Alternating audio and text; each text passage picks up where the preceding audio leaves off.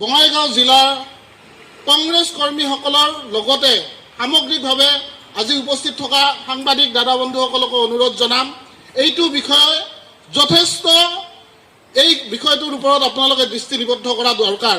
কাৰণ এনেকে যদি ৰাজহুৱা খণ্ডত ইয়াতে কোটি কোটি টকা খৰচ কৰি এই বিল্ডিংটো বনোৱা হৈছিল ৰাজহুৱা টকা যদি এনেকে খৰচ কৰা হয় ইয়াতে এজন লাইব্ৰেৰিয়ান নাই লাইব্ৰেৰিয়ানজন বৰ্তমান ক'ত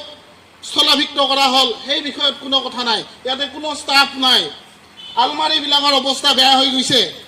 ইয়াতে সাউণ্ড প্ৰুফৰ কাৰণে নতুনকৈ বৰ্ড লগাই কেইবা লাখ টকা খৰচ কৰা হৈছিল এতিয়া তাতে ধূলি মাকতি এলান্ধুৱে আৱৰি ধৰিছে গতিকে এয়া সাধাৰণ মানুহৰ টেক্সৰ পইচাৰে নিৰ্মাণ কৰা এটা ব্যৱস্থা গতিকে এনেকৈ সাধাৰণ ৰাইজৰ টকা খৰচ কৰি এইবিলাক খালি এক দেখাবৰ কাৰণে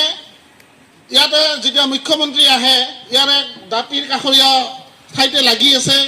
এছপি কনফাৰেন্স হল এছপি কনফাৰেন্স হলটো জাকত জিলিকা কৰিছে কাৰণ তাতে অতিথিশালা আছে মুখ্যমন্ত্ৰী আহিলে মন্ত্ৰীসকলে আহিলে তাতে বিলাসিতাৰে ইয়াতে তেওঁলোকে বসবাস কৰিব পাৰে থাকিব পাৰে কিন্তু তাৰ লগতে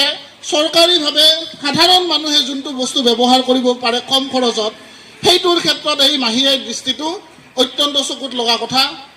আজিৰ এই প্ৰতিবাদী কাৰ্যসূচীৰ দ্বাৰা আমি বঙাইগাঁও জিলাৰ কংগ্ৰেছ কৰ্মীসকলে মুখ্যমন্ত্ৰী হিমন্ত বিশ্ব শৰ্মা সকিয়নি প্ৰদান কৰিছোঁ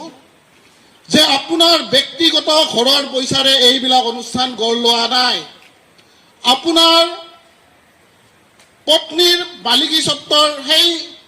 ডাঙৰ বিদ্যালয়ৰ নিচিনা ইয়াতে সকলো ধৰণৰ বিলাসী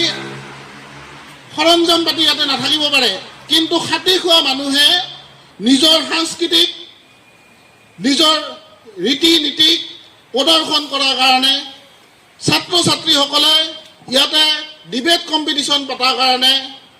বয়োজ্যেষ্ঠ ব্যক্তিসকলে ইয়াতে পেপাৰ পঢ়াৰ কাৰণে শিক্ষাৰ্থীসকলে ইয়াতে জ্ঞানৰ কাৰণে বিভিন্ন কিতাপ পঢ়াৰ কাৰণে